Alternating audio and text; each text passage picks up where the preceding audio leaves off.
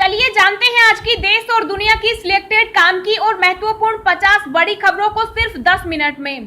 पर अभी तक आपने इस वीडियो को लाइक नहीं किया तो लाइक कर दीजिए। तो चलिए वीडियो स्टार्ट करते हैं। भारत आसियान शिखर सम्मेलन में बोले पीएम मोदी, कोरोना काल में चुनौतियों से जूझा देश, मिला दुनिया का सहयोग। कोरोना के खिलाफ जंग में सरकार का एक और बड़ा कदम, स्वास्थ्य मंत्री मंडाविया बोले देश भर में अगले महीने से घर घर जाकर लगाया जाएगा टीका।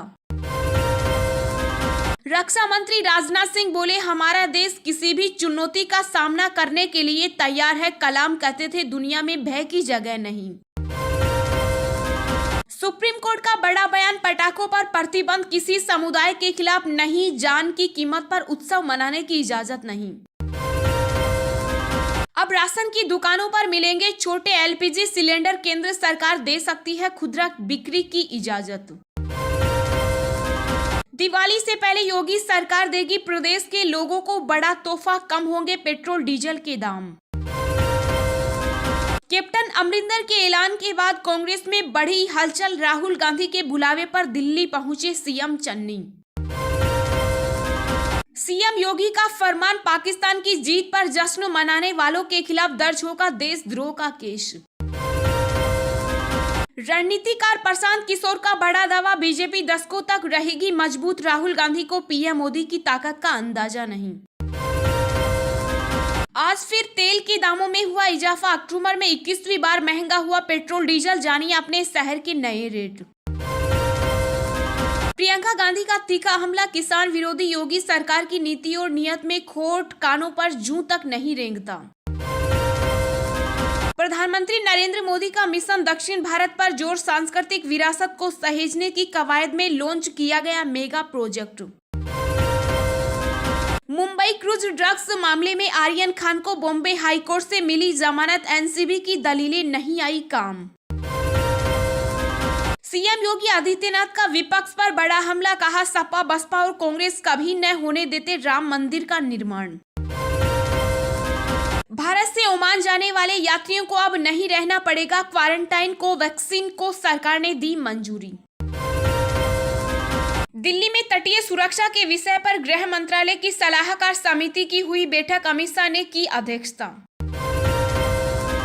सुरक्षा परिषद के डिबेट में शामिल होंगे विदेश मंत्री एस जयशंकर, यूएन और क्षेत्रीय संगठनों के बीच सहयोग को लेकर होगी बहस। आरएसएस की 3 दिवसीय मंथन बैठक शुरू, संघ प्रमुख भागवत और सरकारीय दत्तात्रेय होस बोले ने किया उद्घाटन।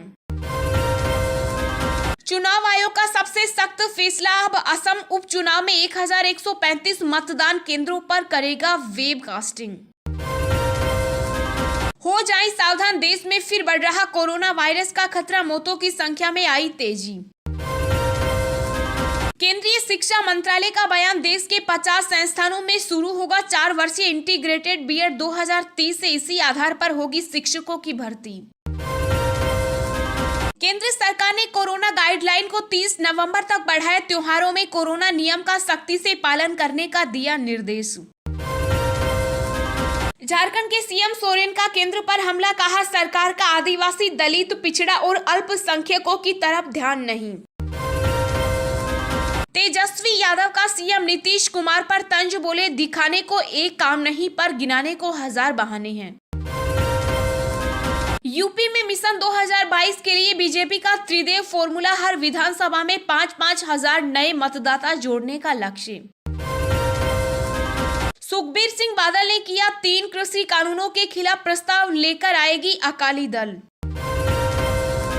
समीर वानखेड़े को बंबई हाई कोर्ट से मिली राहत, मुंबई पुलिस गिरफ्तारी से 3 दिन पहले देगी सूचना। मौसम विभाग का अलर्ट, फिर बदलेगा मौसम का मिजाज, देश के इन राज्यों में बारिश के साथ बर्फबारी की संभावना। शेयर बाजार में भारी गिरावट, सेंसेक्स 600 अंक से अधिक लूटकर निफ्टी 18,000 के नीचे पहुंची। त्योहारी सीजन में सोना चांदी हुआ सस्ता, जाने आपके शहर में क्या है ताजा रेट। सभी 117 सीटों पर चुनाव लड़ने के लिए आपने कसी कमर, 2 दिन के दौरे पर पंजाब पहुंचे केजरीवाल, पार्टी नेताओं संघ की बैठक। सुप्रीम कोर्ट ने नीट 2021 नतीजों का रास्ता किया साफ, कहा 16 लाख छात्रों के नतीजे को नहीं रोक सकते। भारतीय एयरटेल को लगा बड़ा झटका, सुप्रीम कोर्ट ने 923 करोड़ के जीएसटी रिफंड पर लगाई रोक। अखिलेश यादव ने आजमगढ़ में मेधावी छात्रों को बांटा लैपटॉप, सीएम योगी आदित्यनाथ पर कसा तंज। जी हां दोस्तों, और भी बहुत बड़ी काम की खबरें निकल कर आ रही हैं, इसलिए वीडियो को लास्ट तक जरूर देखना।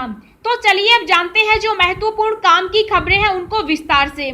पर इससे पहले अभी तक आपने इस वीडियो को लाइक नहीं किया तो लाइक कर दीजिए।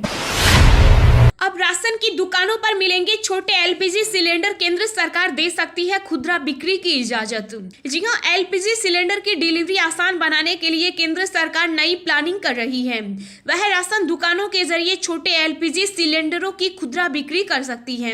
इसके साथ ही सरकार इन उचित दर की दुकानों को वित्तीय रूप से व्यवहारिक बनाने के लिए वित्तीय सेवाओं की पेशकश की भी अनुमति दे सकती है। खाद्य सचिव सुधांशु पांडे की अध्यक्षता में राज्य सरकारों के साथ वर्चुअल बैठक में इन मुद्दों पर चर्चा की गई। इलेक्ट्रॉनिक्स और सूचना प्रौद्योगिकी मंत्रालय, वित्त तथा पेट्रोलियम एवं प्राकृतिक गैस मंत्रालय के प्रतिनिधियों ने भी बैठक में भाग लिया। बैठक के बाद खाद्य एवं उपभोक्ता मामलों के मंत्रालय ने बयान में कहा कि उचित दर दुकानों की वित्तीय लाभप्रदता बढ़ाने के लिए सक्रिय उपाय किए जाने चाहिए। एपीएस के माध्यम से छोटे एलपीजी सिलेंडरों की खुदरा बिक्री की योजना पर विचार किया जा रहा है। उन्होंने ये भी बताया कि सरकार पूंजी जुटाने के लिए एपीएस डीलरों को मुद्रा ऋण का लाभ देने की योजना बना रही है। एपीएस के माध्यम से वित्तीय सेवाएं प्रदान करने के प्रस्ताव पर वित्तीय सेवा विभाग के प्रतिनिधियों ने कहा कि इच्छुक राज्यों के साथ समन्वय के माध्यम से इसके लिए आवश्यक सहायता प्रदान की जाएगी। प्रधानमंत्री नरेंद्र मोदी का मिशन दक्षिण भारत पर जोर, सांस्कृतिक विरासत को सहेजने की कवायद में लॉन्च किया गया मेगा प्रोजेक्ट। जी हां, प्रधानमंत्री नरेंद्र मोदी ने दक्षिण भारत को लेकर अपनी योजना पर काम करना शुरू कर दिया है। पीएम ने मिशन साउथ पर ध्यान देते हुए कई ऐसे मंत्रियों की ड्यूटी लगाई है जो कि धरातल पर उतरकर प्रोजेक्ट लिए काम कर सके। कर्नाटक में सांस्कृतिक विरासत को सहेजने की कवायद में मोदी सरकार के 4 केंद्रीय मंत्रियों के साथ मेगा प्रोजेक्ट लॉन्च किया है। केंद्रीय सांस्कृतिक और पर्यटन मंत्री जी किशन रेड्डी ने बताया कि दक्षिण भारत में हमारी संस्कृति और पर्यटन को कैसे बढ़ावा दिया जाए, इसके लिए हमने अपने तरह का यह पहली बड़ी पहल की है। उन्होंने कहा इससे एक भारत श्रेष्ठ भारत की परिकल्पना को बल मिलेगा। पर्यटन मंत्री रेड्डी ने बताया कि कोविड के बाद से सबसे अधिक जिस सेक्टर से को परेशानी हुई वह है टूरिज्म सेक्टर। उन्होंने कहा कि प्रधानमंत्री नरेंद्र मोदी के अथक प्रयास के बाद से देश ने 100 करोड़ वैक्सीनेशन का आंकड़ा पार किया है। लोगों में नई उम्मीद जगी है और आने वाले दिनों में बड़ी संख्या में पर्यटक आएंगे। ऐसे में जरूरत इस बात की है कि दक्षिण भारत के पर्यटक स्थलों को ज्यादा से ज्यादा पर्यटकों के लिए जन सुलभ बनाया जाए। केंद्रीय राज्य मंत्री एल मुरुगन ने बताया कि मिशन साउथ टूरिज्म की बात करें तो इसमें तेलंगाना, आंध्र प्रदेश, कर्नाटक, तमिलनाडु, केरल, पुडुचेरी को शामिल किया गया है। उन्होंने कहा कि राज्य सरकार को इस बात के लिए प्रोत्साहित किया गया है कि स्थानीय स्तर पर अधिक से अधिक पर्यटक स्थलों को चिन्हित करें जिससे कि ज्यादा संख्या में पर्यटन को बढ़ावा मिले। त्योहारी सीजन में सोना चांदी हुआ सस्ता, जाने आपके शहर में क्या है ताजा रेट। जी हाँ, त्योहारों के सीजन को देखते हुए सराफा बाजार की चमक भी बढ़ने लगी है। इसी के साथ सोने चांदी के दाम में भी उतार चढ़ाव देखा जा रहा है। घरेलू मांग में गिरावट और अंतर्राष्ट्रीय बाजार में मांग सुधरने का असर कीमतों पर दिख रहा है। 2 दिन उछाल रहने के बाद सोने और चांदी की कीमतों में भारी गिरावट दर्ज की गई। मल्टी कमोडिटी एक्सचेंज MCX पर सोने का दिसंबर वायदा 47,350 रुपए प्रति 10 ग्राम के आसपास कारोबार कर रहा है। वहीं चांदी का दिसंबर वायदा 63,600 रुपए प्रति किलोग्राम के आसपास कारोबार कर रहा है। अगर आप सोने की शुद्धता जांचना चाहते हैं तो इसके लिए सरकार की ओर से एक ऐप बनाया गया है। BIS केयर ऐप से ग्राहक सोने की शुद्धता की जांच कर सकते हैं। इस ऐप के जरिए आप न सिर्फ सोने की शुद्धता की जांच कर सकते हैं बल्कि इससे जुड़ी कोई शिकायत भी कर सकते हैं। आज फिर तेल के दामों में हुआ इजाफा। अक्टूबर में 21वीं बार महंगा हुआ पेट्रोल डीजल। जानिए अपने शहर के नए रेट। जी हाँ, महंगाई के मोर्चे पर आम लोगों को आज फिर झटका लगा है। पेट्रोल और डीजल की बढ़ती कीमतें रुकने का नाम ही नहीं ले रही। सरकारी तेल कंपनियों ने एक बार फिर पेट्रोल और डीजल की कीमत में इजाफा कर दिया है। सरकारी तेल कंपनियों ने पेट्रोल के दाम में 35 पैसे प्रति लीटर की बढ़ोतरी की है, जबकि डीजल के दाम में भी 35 पैसे प्रति लीटर की बढ़ोतरी की।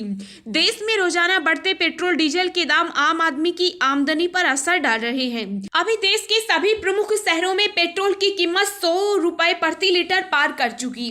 तेल की कीमतों में हुई बढ़ोतरी के बाद दिल्ली में पेट्रोल का दाम 108 रुपए 29 पैसे, जबकि डीजल का दाम 97 रुपए 2 पैसे प्रति लीटर है। मुंबई में पेट्रोल की कीमत 114 रुपए 14 पैसे, डीजल की कीमत 105 रुपए 12 पैसे प्रति लीटर। कोलकाता में पेट्रोल का दाम 108 रुपए 78 पैसे, जबकि डीजल का दाम 100 रुपए 14 पैसे प्रति लीटर है। वहीं चेन्नई में भी पेट्रोल 105 रुपए 13 पैसे प्रति लीटर है, तो डीजल 101 रुपए 25 पैसे प्रति लीटर है। हो जाए सावधान, देश में फिर बढ़ रहा कोरोना वायरस का खतरा। मौतों की संख्या में आई तेजी। जी हाँ, देश में त्योहारों का सीजन शुरू हो चुका।